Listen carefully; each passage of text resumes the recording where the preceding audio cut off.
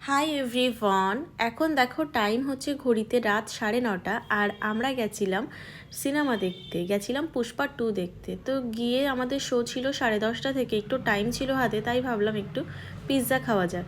তো ডিপির food court থেকেই পিৎজাটা নিয়েছিলাম, তারপরে টিকিট কাটতে চলে গেছিলাম। আর সত্যি কথা বলতে হাউস কিন্তু মোটামুটি ফুলই ছিল রাত 10:30টার শোতেও। তারপর একটু পপকর্ন নিয়েছিলাম, আর তার আগে ট্রাই করে দেখছিলাম যে কেমন, কোনটা নেব। তো তারপরে মিক্সড করে নিয়ে একটা নিয়েছি পপকর্ন, খুব একটা খিদে ছিল না।